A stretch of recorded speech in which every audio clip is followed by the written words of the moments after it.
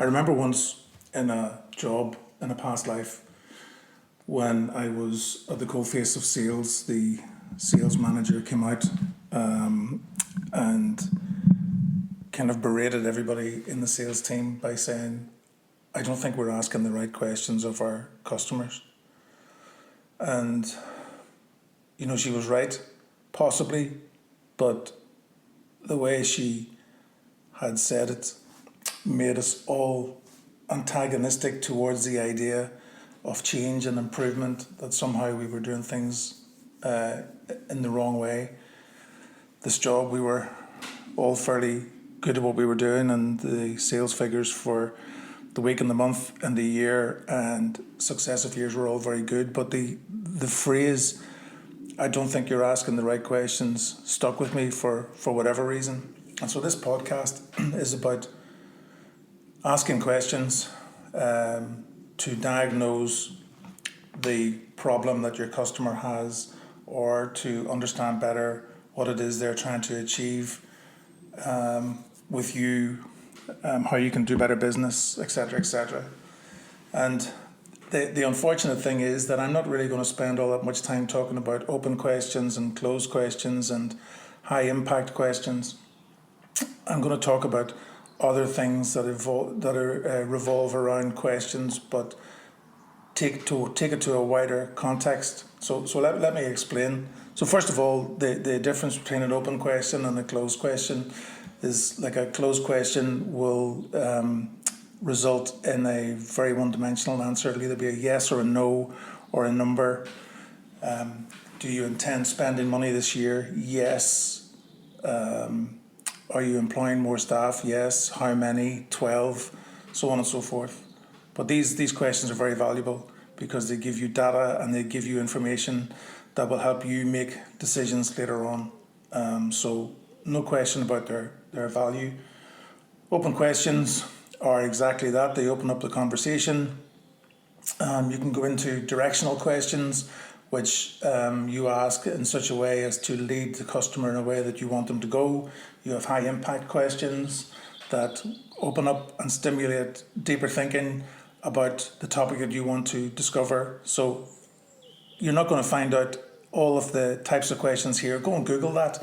There's loads of HubSpot, for example, have a list of 50 questions that you should ask to try and diagnose the failure or the pain point of your customer, which is probably, it's helpful to a point, but really what you're looking at is to try and understand what the idea of asking questions is all about.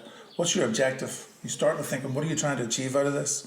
And the best way to frame it for me, I'm quite a visual person, would be to try and picture the beginning of a jigsaw where the only two pieces of the jigsaw are you and your customer, and you have to then use every skill that you have to try and fill in the rest of the jigsaw.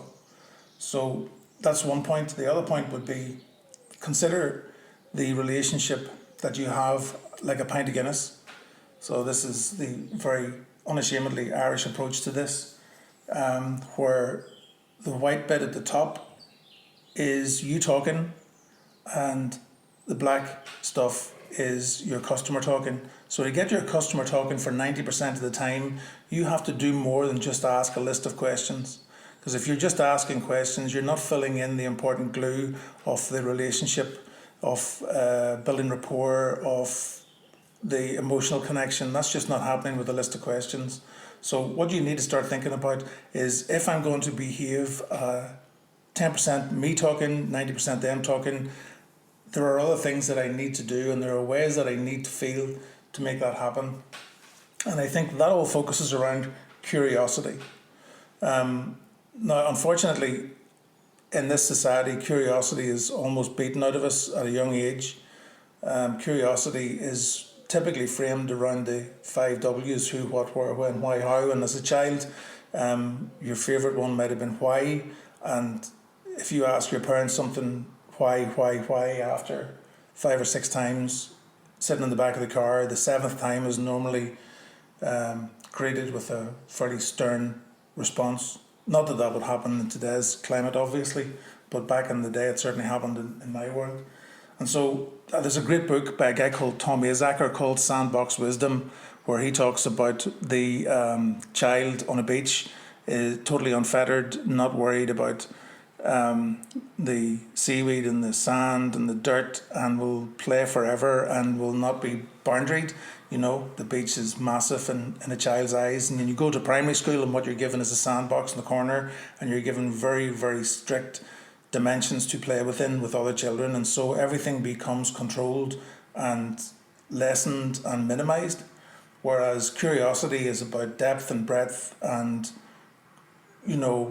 perspective beyond imagination. So if you're really curious, you have to start asking more whys in your questioning. So when somebody gives you an answer and the typical answer would be the typical salesperson would accept that answer, you have to ask why, and not just say why 6 times, but between 5 or 6 times is a good number of whys to try and get under the root of any kind of problem or situation, or if a client says something, try and find out what lies beneath that. So one of the things that I would strongly suggest is that you look to broaden your curiosity or heighten your curiosity, and there are ways of doing that. A good way is to, if you're reading books, for example, stop buying them online and go into Waterstones and take a look around the shelves and see what else is there, and grab a book that's completely out of your comfort zone, that's completely out of what you normally would read. What you watch on TV, if you're into a certain genre of movies or a certain type of box set, cut it out, try something else, try something that's entirely different, that almost will make you feel uncomfortable watching, like a rom-com, whatever it is, but something that's totally different to what you normally do. If you're hitting the same pub at the weekend, go to a different pub or try a different restaurant, try something different that you almost resent doing because it just doesn't fit with what you've always done, because it's what you've always done that stifles your curiosity. Whatever your political viewpoint is, try and see the world from the other side. Spend a day trying to live inside the head of a capitalist if you're a socialist, God love you, and if you're a socialist as a capitalist, and so on and so forth, to try and figure out what the world looks like from the other person's view, because asking questions is not really the tool that you need to solve the diagnostics issue with your customer. It is curiosity, it's empathetic listening, it's listening to understand, it's doing research beforehand, it's trying to see the world from their shoes and sit behind their desk to figure out what challenges they would really face, what their position and interest is. I will do a different podcast on the difference between a position and an interest, but if somebody says no, we don't want to buy, then what's informing that no? Why are they saying no? Because of course no means not yet, they may buy later, but there's a reason that they're saying no to you. And so if you're just asking a list of questions, it becomes formulaic, it becomes really it's the epitome of disinterest if you're just asking a list of questions. And of course, the questioning technique does not suggest that you ask them in a list, but how hard is it to move away from a list of 50 HubSpot questions to trying to have a really fluid and meaningful conversation with somebody?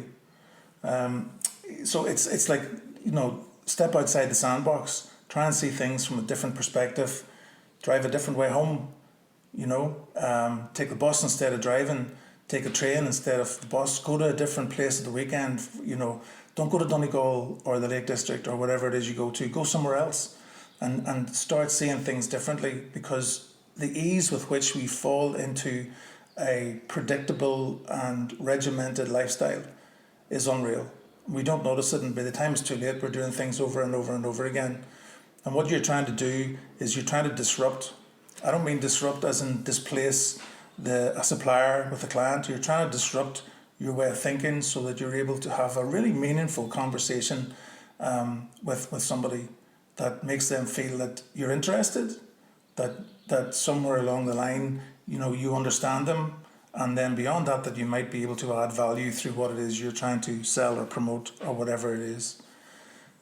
So it's not about questions. You need to know the questions. You need to know how to engage. You need to know how to ask the questions. The other thing I would say is you need to rehearse and practice them. You need to write those questions down and get a sense or see what they look like or sound out what they sound like in a real life conversation, to see if there's a way of altering them, to use different words that will not make you sound too clever for your own good, but will maybe make you sound as if you're interested, you know. An economy of words, for example, shorter words, trying to make you more real, more interested, but at the same time intelligent enough to be able to have a conversation with somebody who's perhaps operating at a C level, or a business owner who's maybe on a different wavelength than you are.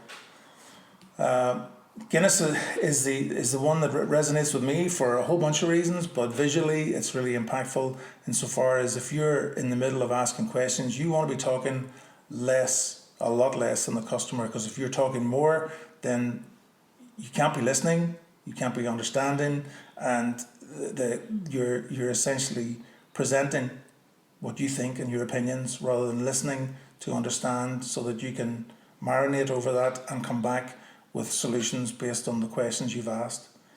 So the final takeaway for me would be, try and enhance your curiosity. Try and be more interested in stuff. Try and be interested in stuff you're not interested in. And finally, if you're going to a meeting with a client, or you're doing a Teams meeting, or you're talking to them, do a bit of digging and deep diving into the subject matter, the type of company that you're talking to, what information you can get about the type of person that sits at that level. Can you get any personal information or professional information about that person? And how can you use that? How can you use that to your best advantage in the conversation or further down the line? Hope any of that, or some of it, or maybe all of it, has helped you. Feel free to share, click, like, subscribe, all that sort of stuff. And if you have any questions, feel free to either drop me an email, paul@shift-control.co.uk, or leave notes in the comments below.